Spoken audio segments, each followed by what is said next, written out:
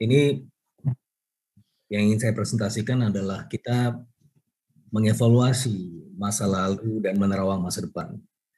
Nah, apa jadinya kita setelah COVID? Nah, ini merupakan pertanyaan yang sebenarnya cukup apa ya, intriguing. Artinya ya bisa kemana-mana ya. Apakah kita bisa menjadi lebih baik atau bahkan bisa menjadi lebih buruk. Tapi di sini saya ingin memberikan semacam nuansa optimisme ya pasca COVID, yang mana sampai kemarin kita sudah mendengar data pertumbuhan ekonomi kita yang meskipun tidak sesuai target sebelumnya, tetapi masih on the right track. Jadi kita akan bahas satu persatu ya. Oke, nah kita akan mulai dulu dengan apa sih ya, yang bisa kemudian menjadi pegangan kita di tahun-tahun ke depan. Ya, kalau kita bicara bisnis tadi, saya rasa sudah banyak disampaikan oleh pembicara sebelumnya, tidak teknis, administrasi, practicality, dan seterusnya, dan seterusnya. Saya sendiri latar belakang ekonom, saya akan bicara mengenai big picture-nya seperti apa. Kira-kira nanti Indonesia akan seperti apa tahun 2022 dan ke depan, ya. Apa yang harus kita lakukan, dan sektor-sektor mana saja yang harus kita perhatikan. Mungkin bisa menduga ya dari judulnya, Post COVID Recovery Harnessing Digital Platforms. Ya mungkin kalau dari judul ini saja sebenarnya sudah kelihatan bahwa sektor-sektor yang engage atau yang bersentuhan dengan sektor-sektor informasi, komunikasi dan teknologi digital platforms, ini adalah sektor-sektor yang layak kita tunggu, layak kita fungsikan, layak kita berdayakan. Tapi kita akan lihat dulu apa sih yang terjadi selama tidak-tidaknya 2 tahun ini, ya, selama pandemi. Nah, kita bisa lihat di gambar yang pertama ini, ya, yang sebelah kiri. Nah, ini menunjukkan apa sih? Ini judulnya adalah pengaruh terhadap variansi PDB Indonesia. Ini sebenarnya gambar ini ingin menunjukkan ada beberapa faktor penunjang ekonomi. Untuk perekonomian Indonesia sebenarnya ada banyak sekali gejolak-gejolaknya. Ada gejolak dari sisi inflasi, ada gejolak dari faktor-faktor makroekonomi yang lain gitu, ada gejolak dari sisi perdagangan internasional dan seterusnya. Itu adalah faktor-faktor atau variabel-variabel yang tradisional yang selama ini kita alami gitu ya. Tetapi mulai dari tahun 2020 ya, 2021 setelah COVID masuk ke Indonesia, berawal dari China, kemudian masuk di tahun 2020 bulan Maret. Kebetulan itu yang tercatat pertama kali di Depok, ya, di tempat saya. Saya tinggal di Depok, kebetulan dekat kampus UI cuma 20 menit. Tercatat di Depok pertama kali, meskipun sebenarnya secara yang tidak tercatat, saya rasa ini masuknya lebih dulu di Jakarta, karena mereka ini kan beraktivitas di Jakarta, gitu ya. Nah, tercatat bulan Maret tahun 2020, dan mulai sejak itu kita mulai merasakan sebuah faktor gejolak yang sangat tidak tradisional. Yang sebelumnya kita alami variabel-variabel makroekonomi yang saya sebutkan tadi, tetapi tiba-tiba masuk faktor COVID-19. Nah, faktor COVID-19 ini, meskipun di awal ini sifatnya tidak tradisional, atau non-tradisional, unprecedented, tidak diduga, belum ada faktor ini sebelumnya. Ya, karena kalau kita coba untuk melihat Spanish flu ini kan terjadi tahun 1919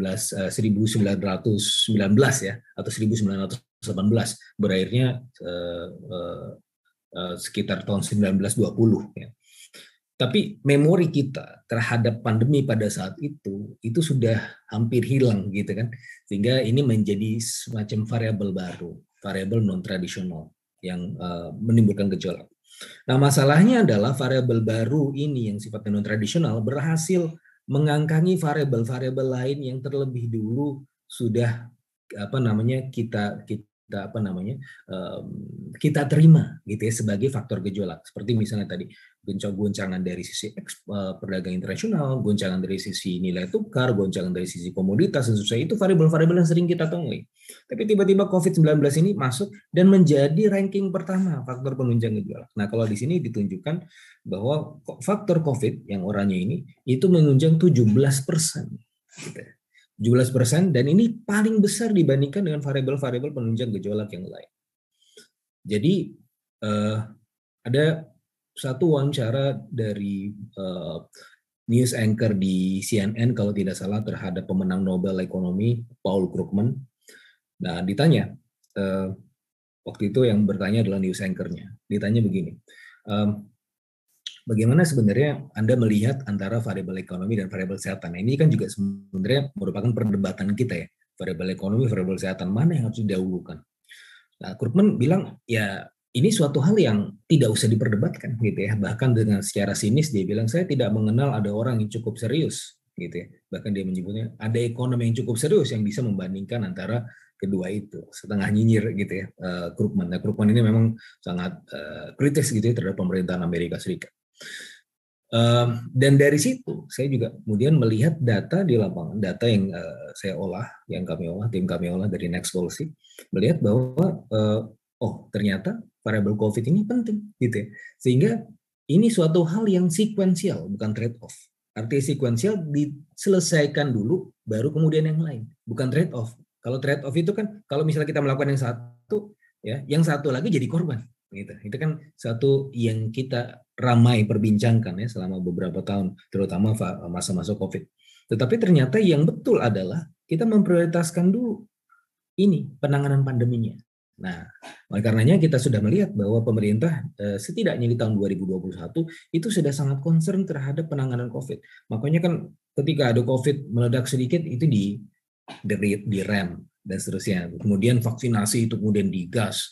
Ya, vaksinasi, kemudian orang kalau misalnya kemana-mana harus tercatat, ya, kalau mau masuk mall juga tercatat gitu kan, di Peduli Lindungi dan seterusnya. Nah, dengan aktivitas tracking and tracing ini menjadi semacam penghela nafas perekonomian. Nah, di tahun 2000, terutama di tahun 2021, ya, di mana kita waktu itu berdasarkan data BPS kita tumbuh 3,69%. Yang mana ini adalah hal yang baik dibandingkan dengan tahun 2020 yang mana kita justru tumbuh negatif ya, minus 2%. Nah, oleh karena ini suatu hal yang sekuensial. Kalau misalnya ini dibuat liar gitu ya, pandeminya kemudian liar kemana-mana, ya banyak. Memang sekarang kalau kita lihat antara variabel dengan Omicron dibandingkan dengan Delta, Omicron ini secara relatif ya, kalau kita bicara bed occupancy rate, kita bicara mengenai faktor kerusakan terhadap manusianya, ini menjadi kalau dibandingkan terhadap variabel Delta itu lebih moderat begitu ya. Tetapi ya tetap kita harus waspada karena berdasarkan simulasi kami, kalau misalnya ini dibuat tidak di anchor atau tidak dipegang atau tidak kemudian dijinakkan dengan baik, maka akan ada efek kontraksi ekonomi ya. Jadi kalau dalam perhitungan kami ada efek sekitar minus 0,7% di kuartal berikutnya kalau kita tidak bisa menangani COVID ini dengan baik. Artinya kalau misalnya biasanya bisa kita tumbuh 5%, karena COVID ini kemudian menjadi liar, itu bisa paling kita tumbuh cuma 4,1, 4,2 atau 4,3%. Jadi ada kontraksi minus 0,7% dari yang seharusnya. Gitu. Nah, itu faktor COVID. Faktor berikutnya yang juga harus kita lihat adalah di sini yang juga cukup menarik gitu ya. Saya katakan menarik karena ini ya bisa positif bisa negatif gitu. Nah, tadi kan saya dengar ada bicara mengenai aktivitas perdagangan internasional ekspor impor.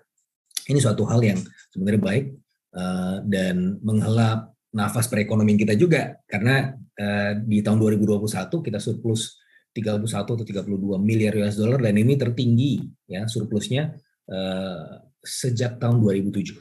Nah, ini suatu prestasi juga. Cuma harus hati-hati. Kita ekspornya ekspor apa?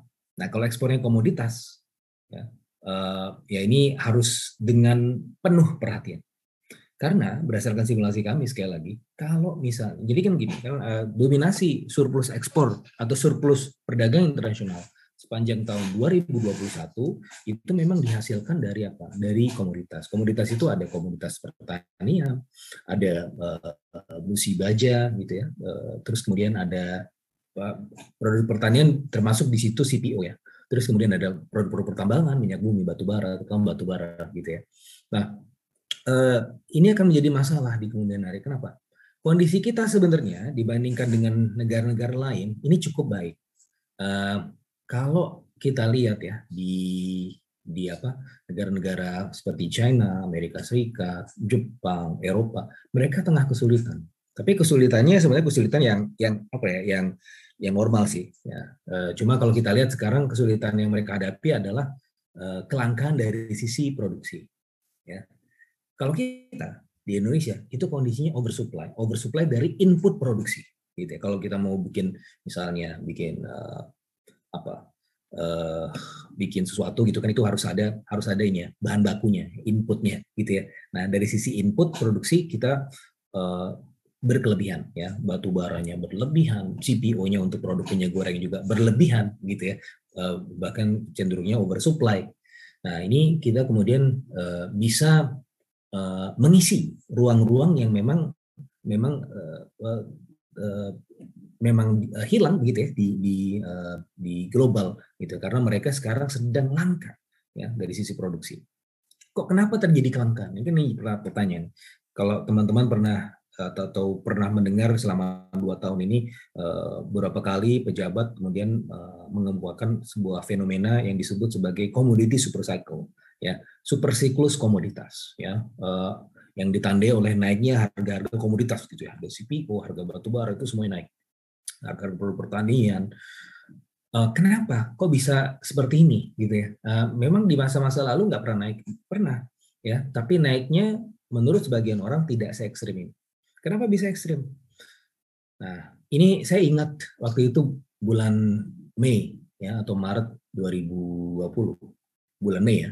Itu saya memberikan notifikasi kepada Menteri Perdagangan. Waktu itu saya sebagai tenaga ahlinya Pak Menteri Perdagangan. Saya kirim notifikasi Pak Menteri ini kita harus waspada bahwa masa recovery COVID ini akan akan penuh gejolak ya. Recovery-nya perlu kita syukuri, tetapi dampak recovery itu yang perlu kita waspadai.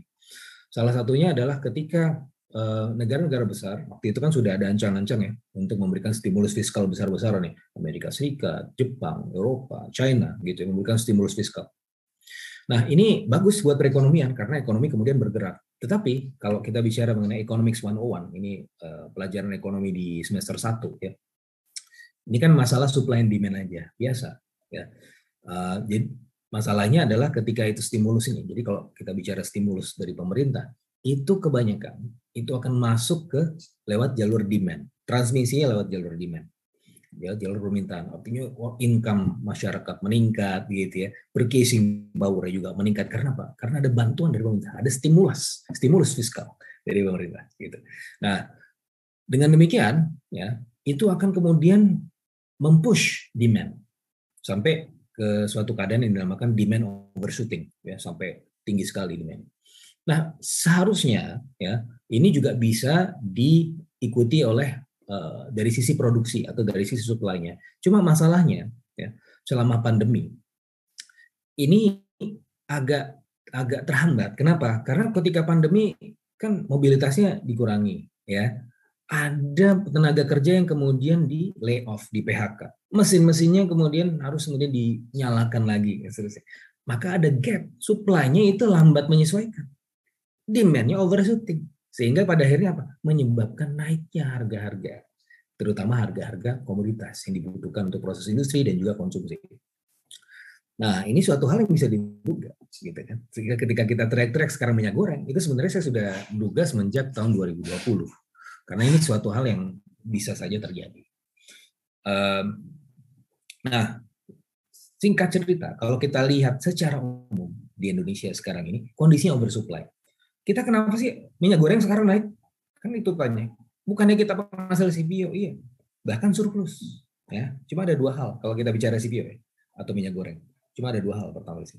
Yang pertama, ya, CPO kita, ya, produsen CPO dengan produsen minyak goreng itu jalur logistiknya terdiskoneksi, sehingga produsen-produsen minyak goreng harus membeli harga lelang yang terkoneksi dengan harga internasional yang sekarang lagi naik. Gitu. Itu makanya jadi naik meskipun kita oversupply. Nah, ini kan pertama, jadi masalahnya masalah tata kelola, bukan masalah dari supply, karena kita tadi kondisinya oversupply. Terus yang kedua, sudahlah oversupply, kita kan bermasalah nih, ya. Itu kita ekspor, gitu. Kan tadi kan saya bilang bahwa kita tidak punya masalah dari sisi supply produksi, cuma kita kemudian mengentertain pasar luar negeri, ya, ekspornya secara agresif, sehingga yang terjadi adalah selama-lama persediaannya menipis, begitu.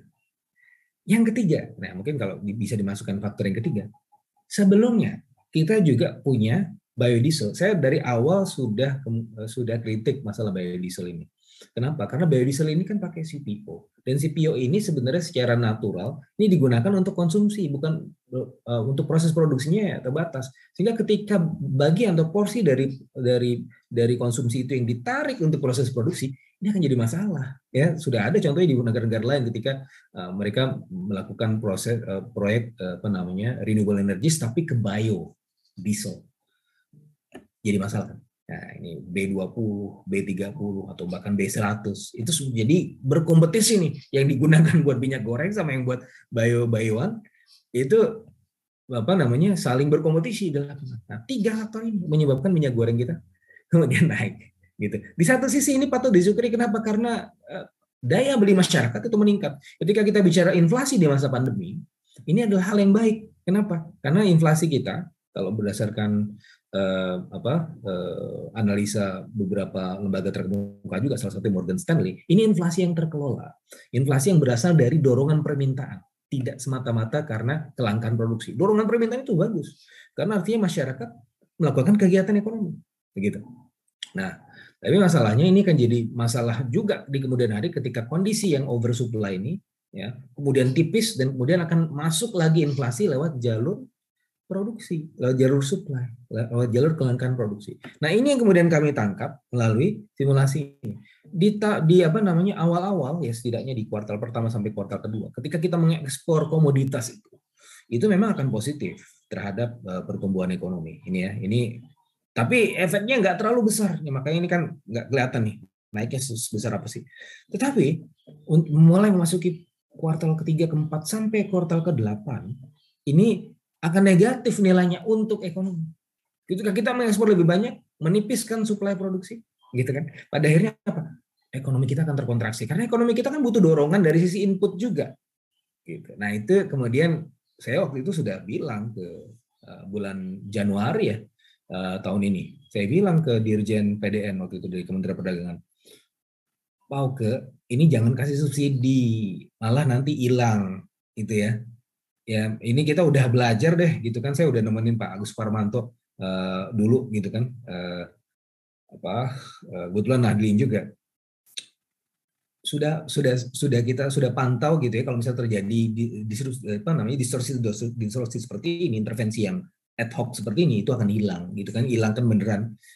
Waktu itu saya bilang, begitu kebijakan yang dilakukan, itu 2 minggu udah hilang di pasaran. Dan terjadi, ya nggak boleh dengerin sih. Gitu kan. Nah, terus kemudian yang perlu dilakukan adalah DMO, ya. Nah, DMO itu ya membatasi. Jadi ada domestic market obligation-nya untuk sekedar menjadi bantalan di dalam negeri supaya kemudian ini kita cukup lah, gitu kan kondisinya. Meskipun secara umum untuk CPO itu yang digunakan untuk ekspor sebenarnya nggak terlalu banyak, nggak seperti batubara. Batubara itu porsi ekspornya besar. Untuk CPO sementara ini ya kenaikannya tidak terlalu sebesar batubara, tetapi perlu kita perhatikan juga. Selain kita kemudian memperbaiki tata kelola, bukan dengan jalur subsidi, karena jalur subsidi, apalagi subsidi produsen, ini kan jadi bermasalah, gitu kan. Dan betul masalah kan di lapangan. Coba kalau Bapak Ibu yang sekarang yang dagang minyak goreng eceran, ya, bukan dari retail store, itu kan jualnya pasti harus harga yang bukan harga yang ditetapkan pemerintah. Kenapa? Karena kan itu kan mekanisme subsidi. Ketika dijual, kemudian nanti akan di-reimburse, dibayar oleh pemerintah selisih harganya. Nah, kalau masyarakat yang kecil bagaimana mekanismenya gitu? Orang jualan di eceran, jualan 20.000, 22.000 gitu kan. Bahkan sekarang ada yang jual 18.000, tapi itu 18.000 cuma buat kelangganannya aja. Nah itu dia udah mentok, nggak bisa lagi sampai 14.000. Kenapa? Ya dia kan punya masalah cash flow juga. Siapa yang akan menutupi cash flow yang di jangka pendek? Ya, itu nggak kepikiran juga. Waktu itu saya udah kasih tahu ini akan jadi masalah. Balik lagi ke sini. Jadi kita harus berhati-hati juga. Jangan sampai proses komoditi super cycle ini, yang mana Pak Jokowi itu udah bilang bahwa kita harus melakukan hilirisasi produk-produk CPO. Itu penting. Kenapa? Karena kita ingin meningkatkan nilai tambah dari itu. Jangan semuanya kemudian dijual mentah-mentah gitu kan. Kenapa? Untuk meningkatkan nilai tambah dan kemudian untuk lepas dari kutukan super siklus komoditas gitu. Ini bisa menjadi kutukan juga, ya, bisa menjadi curse, ya. Bahkan kalau banyak ekonomi yang menyebutnya sebagai resource curse.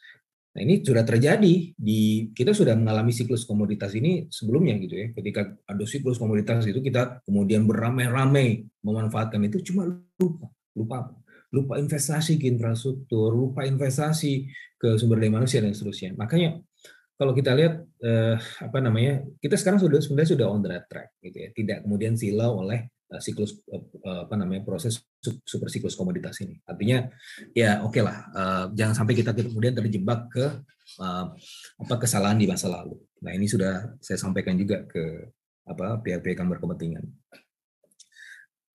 Oke, terus kemudian nah ini sebenarnya hasil proyeksi kami ya untuk tahun 2022, pertumbuhan ekonomi akan ke arah mana sih? Oke, terus untuk tahun 2021 sebenarnya itu sudah diumumkan kemarin 3,69%. Saya sempat membuat proyeksi di awal tahun 2021, waktu itu saya buat di bulan Januari, tapi kemudian diulas media di bulan Juli tahun 2021, yaitu pertengahan atau semester pertama ya tahun 2021, saya bilang waktu itu maksimal 3,8% pertumbuhan ekonomi kita. Ya, karena memang ada variabel delta, ada masalah-masalah seperti variabel delta dan seterusnya. Waktu itu coba kita tangkap semenjak awal tahun di tahun 2021 bahwa ada potensi meledak variabel mutasi baru gitu ya, dan kemudian terbukti ada variabel delta yang meledak maksimal 3,8%. Kemudian kita buat 3 skenario waktu itu ya untuk tahun 2021. Skenario yang paling buruk, skenario moderat, dan skenario optimis. Skenario optimis 4,4%. Skenario yang moderat ya 3,5% lah ke atas. Ya kemarin 3,7%, artinya ya masuk ke skenario antara moderat ke optimis. Bagus ya, sudah mulai on the right track meskipun ini agak meleset dari perkiraan pemerintah di awal di atas 4%, bukan perkiraan ya, target pemerintah 4% di tahun 2021, tapi ini suatu hal yang saya rasa wajar karena kita sempat terkontraksi cukup dalam atau terhambat cukup signifikan di kuartal ketiga karena ada variabel delta. Nah, bagaimana di tahun 2022? Nah, tahun 2022 punya 3 skenario. Yang pertama adalah yang optimis 5,46%, 5,5% kalau dibulatkan. Yang kedua adalah 4,5%. Yang moderat, yang skenario yang pesimis 3,97%. Ya, meskipun yang paling pesimis sekalipun itu jauh lebih tinggi dibandingkan dengan realisasi tahun 2021, insya Allah. Jadi ini adalah suatu tren yang baik. Dan sekarang kan ada gangguan lain, ya, yaitu variabel Omicron. Dan kita sudah kemudian memodelkan itu forecast-nya dengan variabel-variabel penunjang gejolak tersebut, probabilitasnya dan seterusnya. Ya, jadi kalaupun paling buruk ini kita jatuhnya di 3,97% di tahun 2022. Tetapi saya cukup optimis ya. Ini akan masuk ke ranah moderat optimis. Kenapa? Ya, karena ya, ini ada beberapa yang mungkin perlu saya sampaikan. Ini saya skip aja sebentar, ini ada nggak ya tadi? Oke, di sini dulu deh sebelum saya kemudian balik lagi ke yang sebelumnya.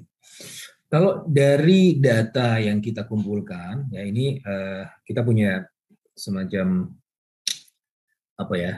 alat analisa machine learning. Kita mengelola berdasarkan AI based sentiment analysis, artificial intelligence. Kita kumpulkan poin-poin datanya, dan ini berasal dari kurang lebih 10 sampai 20 juta data poinnya. 23 juta data point. Nah, 23 juta data point ini kita harus hilangkan 5 juta diantaranya karena ini ya apa namanya bagian dari kalau algoritma kita menangkapnya ini sebagai buzzer removal. Jadi suatu apa yang buzzer kita hilangkan. Ini tinggal 16 juta. Nah, tapi ini juga cukup apa namanya solid saya rasa temuannya. Nah, secara umum kita melihat bahwa dari sisi sentimen ini cukup positif ya. Jadi kalau positif ditambah netral ini jauh lebih dominan dibandingkan dengan yang negatifnya. Artinya kepercayaan masyarakat itu cukup baik gitu ya dan optimis. Memang ada semacam gejolak gitu ya. Yang gejolak yang kita lihat ini adalah gejolak yang terutama terjadi kalau kita lihat tahun 2021 terjadi paling signifikan, paling berat ini artinya gejolak tumbuh gitu ya. Yang negatifnya itu naik itu di bulan Juli. Ya, di bulan Juli. Ini kenapa? Karena ini mulai masuk Delta variant. Nah, untungnya sampai sekarang ini kita lihat bahwa tren negatif sudah turun, tren positif sudah cukup naik, dan netral juga cukup stabil, gitu ya. Dan secara umum ini juga berkorelasi atau secara circumstantial, ya itu berhubungan dengan pergerakan dari Purchasing Manager Index in Manufacturing. Purchasing Manager Index in Manufacturing adalah salah satu indikator untuk mengukur kinerja industri kita. Kalau kita bicara kinerja industri, berarti kita juga mengukur kinerja ekonomi. Nah, ini Purchasing Manager Index sempat anjlok ya, kalau nggak salah ini di bulan Juli, seiring dengan juga meningkatnya sentimen negatif pada saat itu.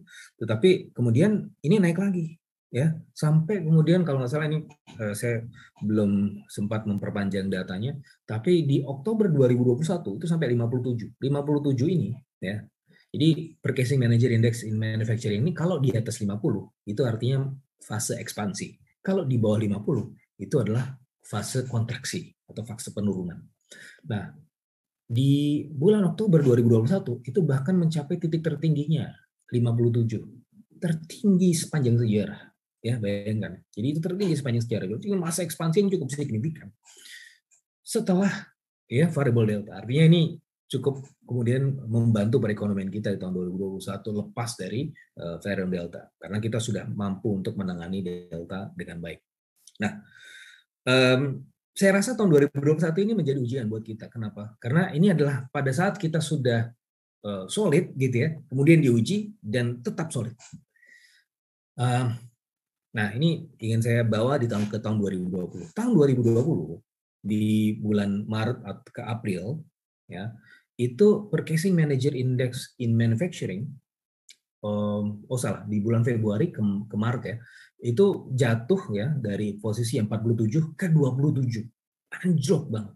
Ya, kenapa? Ini kan pada saat pertama kali kita bingung mau ngapain gitu kan, pemerintah juga bingung ini apaan yang masuk ke Indonesia gitu. Gimana cara nanganinnya? Virus apa gini gitu juga banyak belum tahu. Jangan ke Indonesia yang asalnya saja di negeri China juga mereka masih juga kelimpungan gitu kan. Terus kemudian kita menahan ya, pergerakan, ada PSBB jadi satu. Dari semua itu makanya jatuh kan 27. Nah, yang saya ingat di bulan April, tanggal 8 April keluar Perpres mengenai fasilitasi kegiatan impor produksi. Nah, impor produksi. Nah, ini saya ingat sekali karena pada saat itu saya juga turut menemani Pak Menteri ya. Nah, jadi fasilitasi impor produksi ini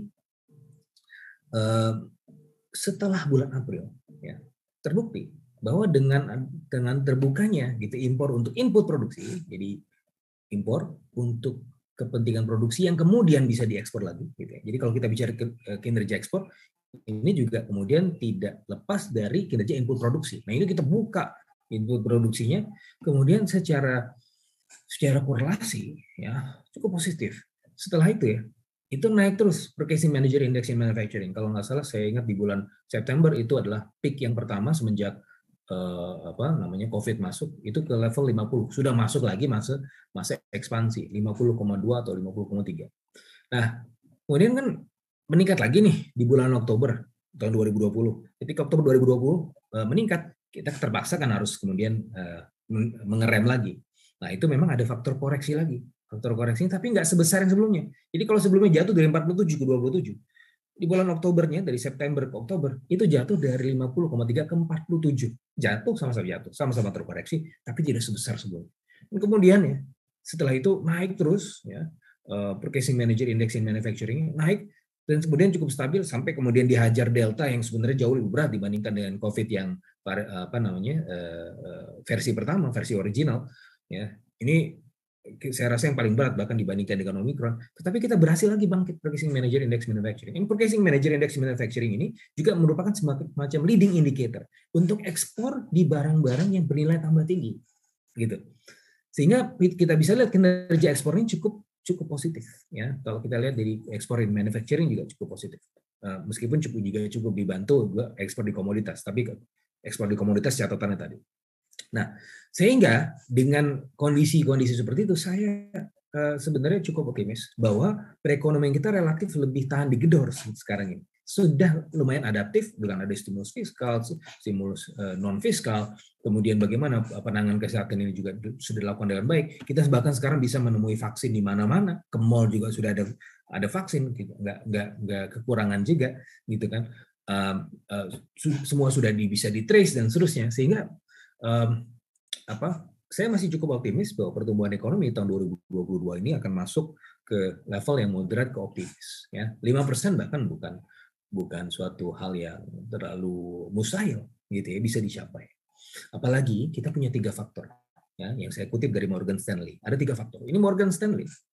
Berarti kalau kita mau cari semacam preferensi, gitu ya, kita harus lihat dari bagaimana orang lain melihat kita, bukan cuma kita melihat diri kita sendiri, tapi yang untuk lebih objektif kita melihat bagaimana orang lain melihat kita. Dalam hal ini, bagaimana orang di luar Indonesia melihat performance dari Indonesia.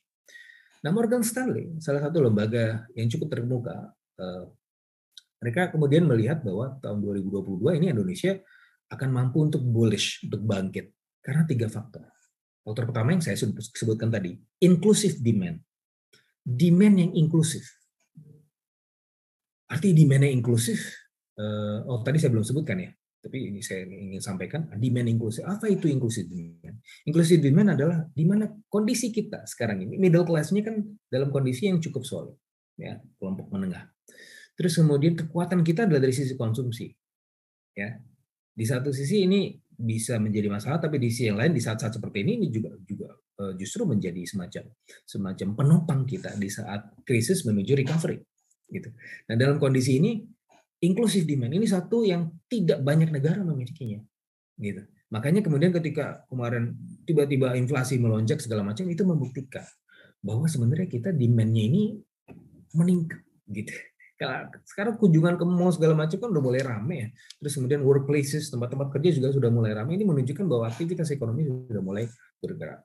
Yang kedua adalah inflasinya jinak tadi yang sudah saya sampaikan. Inflasinya ini berasal dari dorongan permintaan, bukan dari sisi kelangkaan produksi. Tidak seperti yang dialami oleh China, tidak seperti yang dialami oleh Amerika Serikat, Eropa, dan negara-negara besar lainnya.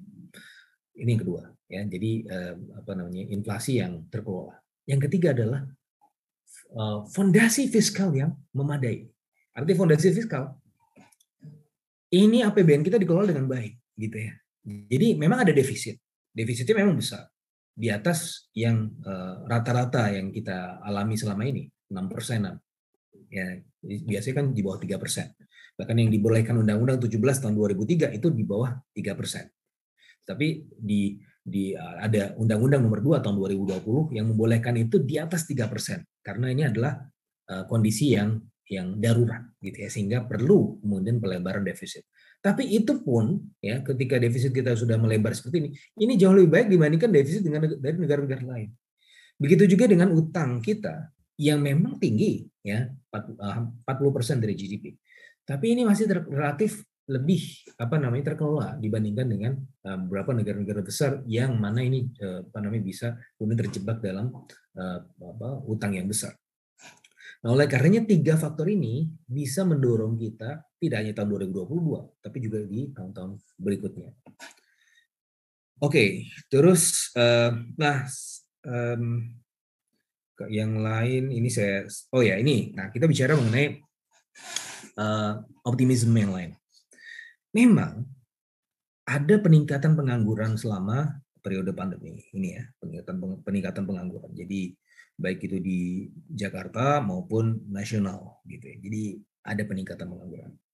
Kemudian ada juga peningkatan dari sisi unpaid family workers. Artinya banyak pekerja-pekerja yang terlempar dari sektor formal ke non formal itu meningkat gitu ya, dan mereka nggak mendapatkan gaji yang layak atau bahkan ada yang nggak memiliki gaji sama sekali gitu karena mereka terlempar gitu ya, dari sektor formal ke informal, meningkat juga. Tapi di sisi yang lain ini kalau kita lihat data nasional ada sekitar, kalau ini kita selisihkan antara 50 juta sebelumnya 49 juta something gitu ya, number of entrepreneurs, jumlah pengusaha, dan saya duga ini lebih banyak ke micro entrepreneurs ya, pengusaha-pengusaha kecil dan menengah. Ini meningkat sampai 50 juta, artinya ini ada sekitar peningkatan 700 sampai 800 ribu justru selama pandemi. Nah, data ini kemudian saya coba justifikasi melalui beberapa asesmen kualitatif ya, dengan FGD atau dengan ethnographic interview. Ada beberapa, memang ini ya tidak bisa digeneralisasi, tapi setidaknya ini menunjukkan ada beberapa UMKM ada yang memang bermasalah ya, ada yang kemudian tidak bisa survive, tapi ada kemudian yang justru selama pandemi ini, kalau kita kan bertanya bagaimana usaha Anda ya selama pandemi dibandingkan dengan sebelum pandemi, dia bilang justru selama pandemi mengalami peningkatan yang signifikan dibanding sebelum pandemi. Nah, dan kita melihat faktor apa yang bisa menyebabkan UMKM ini survive. Salah satunya adalah pemanfaatan digital platform. Ya, ini sebenarnya menjadi semacam kata kunci. Nah, ini saya lewatin aja karena waktu kita terbatas. Oh ya, tapi sebelumnya ini juga menarik untuk diperhatikan bahwa telah terjadi pergeseran dari workplaces ke residentials. Itu kalau lihat dari data Google Mobility Report, orang-orang ini kan sudah mulai nyaman work from home, ya. Jadi sebelumnya harus datang secara fisik ke tempat kerja, tapi ya sekarang meskipun ya ketika PPKM ini dibuka, datang lagi ke tempat kerja, tetapi ada yang masih tinggal di residential dan seterusnya, sehingga aktivitas ekonomi ini menyebar. Ya, tidak hanya di kota-kota besar, tapi kemudian pindah ke wilayah aglomerasi. Kalau di daerah Jabodetabek, tidak hanya di Jakarta saja, tapi di Bodetabek, terutama di residential. Saya belum melihat data di luar Jabodetabek. Tapi kalau dari Jabodetabek, ini yang saya perhatikan, kan ada nih muncul kafe-kafe di residential, dekat-dekat komplek-komplek perumahan itu ada muncul kafe-kafe baru. Kok muncul? Kok bisa muncul gitu kan?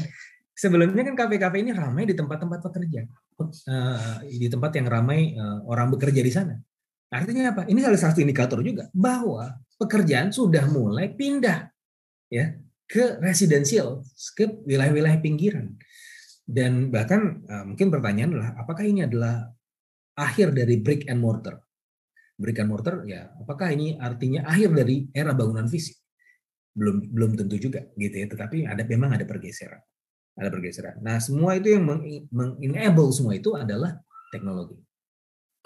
Nah, ini waktu itu saya sempat diskusikan juga dengan Pak Sandi Uno waktu kita bicara ini sektor-sektor mana aja yang harus dibuka terlebih dahulu. Ya, ini sektor-sektor yang dampak penggandanya paling besar untuk perekonomian. Tapi nggak semuanya bisa dibuka gitu secara gegabah. Ya, kayak misalnya restoran, ya restoran kan ya tergantung ya. Nah, ini faktor yang sangat beresiko gitu ya. Kalau misalnya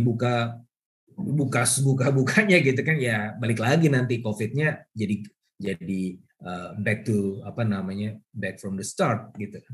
Nah, tapi ada beberapa yang kemudian bisa kita buka. Salah satunya adalah yang memang mengandalkan digital platform. Nah, ini yang harus kita perhatikan ke depan. Kemudian bisa disimpulkan bahwa di sini ya potential winners di tahun 2021 dan juga ke depan itu adalah ICT. Gitu. Perbedaannya dengan sektor-sektor lain, memang betul ada beberapa sektor yang juga tumbuh. Ya, ada kesehatan karena kan intervensi di situ. Kemudian pertanian karena memang dibantu oleh tadi ya gap antara supply dan demand, makanya naik gitu ya secara nilai. ada sektor ICT. Nah, sektor ICT ini salah satu keunikannya adalah ketika dia tumbuh tidak sendirian saja, ya. Dia inklusif. Kalau tumbuhnya tidak secara vertikal saja, tapi secara horizontal. Artinya dia bisa kemudian membersamai sektor-sektor lain. Sektor-sektor lain kalau juga mau ikut-ikutan tumbuh, dia harus masuk juga, harus bisa memberdayakan digital platform, begitu. Nah, beberapa temuan anekdotal yang apa namanya, yang saya temukan di lapangan. Jadi di dunia fintech gitu ya, ada beberapa platform yang naik transaksinya hingga ratusan persen justru sama pandemi. Terus tadi saya juga sampaikan justru apa meningkat gitu ya performansnya justru selama pandemi. Cuma yang harus diperhatikan adalah ini adalah peran pemerintah yang kita harapkan. Jadi pemerintah sebagai fasilitator. Jangan sampai kemudian ada yang bisa memanfaatkan, ada yang tidak. Gitu ya. Yang bisa memanfaatkan dia survive, yang tidak bisa memanfaatkan dia ketinggalan. Pada akhirnya akan menimbulkan apa? Digital divide. Akan muncul gap antara yang bisa melakukan dan tidak bisa melakukan. Nah, ini juga jadi masalah. Ya, jangan sampai ini terjadi, digital divide. Nah, harus kemudian difasilitasi. Nah, makanya waktu awal-awal gitu ya, di tahun 2020 saya juga sempat membantu menginisiasi di Kementerian Perdagangan juga waktu itu bersama teman-teman untuk pelatihan UMKM gitu ya, yang basic skills ya tentang apa namanya how to use digital platforms dan seterusnya. Terus bagaimana kita mengkampanyekan bangga buatan Indonesia, seterusnya. Nah, itu yang kemudian bisa menyelamatkan kita. Ya, pemerintah juga harus kemudian bisa memfasilitasi ini dengan baik. Ya, ini ada beberapa hal yang pernah saya tulis tahun 2014. Waktu itu saya bilang Uber and Gojek just the start of disruptive innovation in Indonesia. Saya sudah mewanti-wanti bahwa ini akan menjadi disrupsi di sisi teknologi yang mana ini harus kemudian kita gunakan sebaik-baiknya. Dan ketika kita gunakan sebaik-baiknya, maka yang terbukti yang bisa menggunakan dengan baik dia bisa survive. Ya. Kemudian apakah kemudian saya skip dulu yang ini terus nah ini ada penelitian saya yang lain yang saya lakukan terutama di sini nih. Oh ini ya.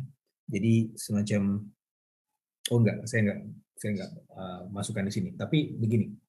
Intinya adalah UMKM ini bisa nggak sih berdaya? Kan ini ada penggunaan teknologi apa segala macam. Oh di sini nih. Ya. Ini adalah penelitian saya bersama beberapa kolega dari UNSW di Sydney dan NUS di Singapura. Judulnya adalah The Emancipatory Potential of Digital Entrepreneurship, The Study of Financial Technology Driven Inclusive Growth. Artinya, even yang kelompok-kelompok kelas ke bawah gitu ya, itu bisa memanfaatkan teknologi. Karena teknologi ini sifatnya tidak high tech, tapi dia aplikatif gitu ya.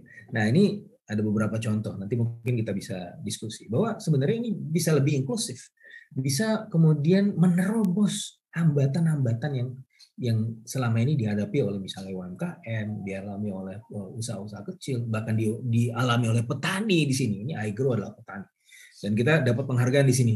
Kemarin tahun 2021 kita dapat penghargaan Association of Information System Impact Award. Ini award yang dilaksanakan di Amerika, di Georgia, Atlanta. Penelitian kami diganjar award itu. Salah satunya adalah karena kita berhasil mengidentifikasi bahwa teknologi ini sifatnya inklusif, bukan mendivide ansih, bukan kemudian membagi antara yang the haves and the have not. Justru ini bisa menjadi jembatan, bridge antara yang kaya dan yang miskin. Kemudian sebagai penutup gitu ya, ini Indonesia memang kalau dari sisi internet apa sih affordable, tapi dari sisi infrastruktur, nah ini ya menjadi masalah gitu ya. Maka pemerintah butuh kemudian mempush lagi membangun infrastruktur, bukan hanya infrastruktur fisik, tapi infrastruktur digital. Supaya apa? Supaya bisa kemudian mempush ekonomi kita di masa depan. Gitu ya, the future of work, the future of economy.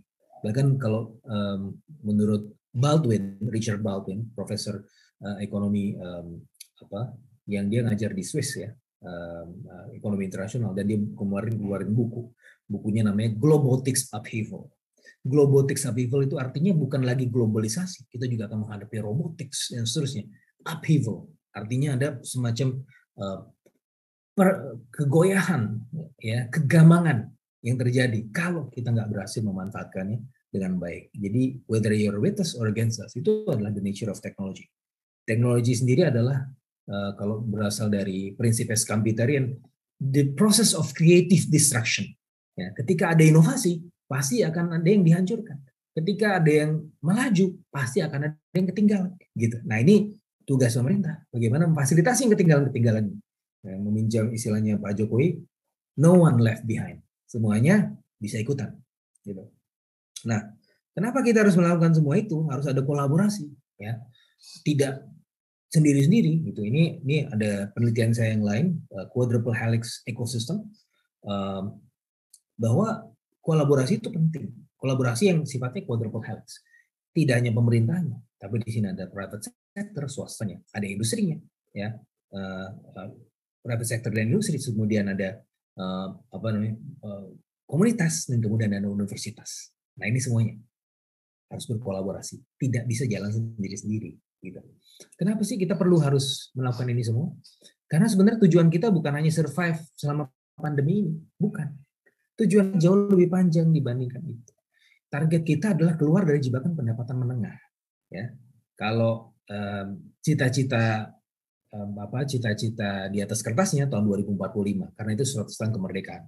Tapi cita-cita ini ya secara teknokratis hanya selesai tahun 2035 karena berdasarkan perhitungan bonus demografi itu selesai tahun 2035. Apa itu bonus demografi? Bonus demografi adalah ceruk ya penduduk usia produktif, usia kita semua di sini lah, 15 sampai 64 tahun atau kalau dikecilkan lagi 15 sampai 40 tahun. Ya. Sebenarnya kalau berdasarkan ILO ya kita bisa pakai sampai 64 tahun gitu ya, 15 sampai 64 tahun. Ini di mana penduduk usia produktif berada pada peak-nya. Ya. Sekarang kita sudah masuk periode bonus demografi, tapi apakah kita bisa memanfaatkannya dengan baik? Belum. Karena tahun 2019, ini kita nggak usah pakai data selama COVID ya, sebelum COVID. Dari 7 juta pengangguran, 4 juta diantaranya penganggur berusia 15 sampai 24 tahun. Gitu. Nah, ini kita punya target jangka panjang. Ya.